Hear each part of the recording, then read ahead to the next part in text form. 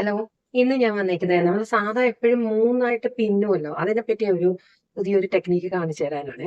സാധാ നമ്മൾ തലമുടി നന്നായിട്ട് ചീകിയിട്ട് നമ്മൾ എപ്പോഴും പിന്നൽ ചെയ്യുന്നത് എങ്ങനെയാണ്? ഇത് മൂന്നായിട്ട് ഡിവൈഡ് ചെയ്യും അല്ലേ? മൂന്നായിട്ട് ഡിവൈഡ് ചെയ്ത് ഇതിങ്ങനെ ജസ്റ്റ് ഇത് രണ്ടും ഈ സൈഡിലേക്ക് കൊണ്ടുവരും. എന്നിട്ട് നമ്മൾ ഇതിങ്ങനെ പിന്നെയാണല്ലോ ചെയ്യുന്നത്. അപ്പൊ നമ്മൾ കുറച്ച് കഴിയുമ്പോൾ ശ്രദ്ധിച്ചിട്ടുണ്ടോ എന്നറിയില്ല, ഇവിടെ ഇങ്ങനെ ജമ്പ് ചെയ്ത് വരുന്നത് മാതിരി വരും. അപ്പൊ അത് വരാണ്ടിരിക്കാനുള്ള ഒരു എളുപ്പമാർഗമാണ് കാണിക്കുന്നത്.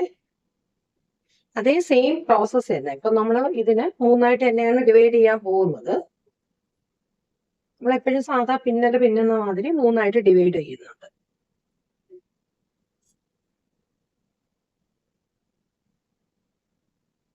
ഇതിപ്പോ മിഡിൽ പാർട്ട് ഞാൻ കയ്യിലെടുക്കുവാണ്.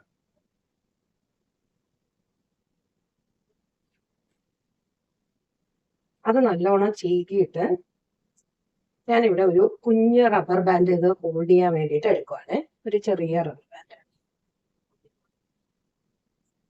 ഇതൊരു പോണി ടെയിൽ മാതിരി നമ്മൾ ടൈറ്റ് ചെയ്ത് കെട്ടിക്കഴിഞ്ഞു. ഇതിന് ഈ ഭാഗത്തുനിന്ന് ഇത് അനങ്ങുകയില്ല. ഇനി അടുത്തത് നമ്മൾ സാധാ പിന്നലിന്റെ രണ്ട് ഭാഗമുണ്ടല്ലോ, ആ ഭാഗത്തിനെ ഒന്ന് നന്നായിട്ട് ചെയ്യുക.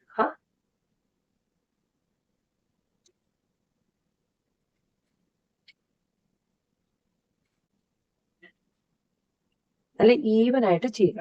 ചീകിയതിന് ശേഷം നമ്മൾ പോണി കെട്ടിയിട്ടുണ്ടല്ലോ, അതും ഇതും ചേർത്ത് സാധാ നമ്മൾ പിന്നല് മാറ്റി ടൈറ്റ് ചെയ്ത് പിന്നിടും.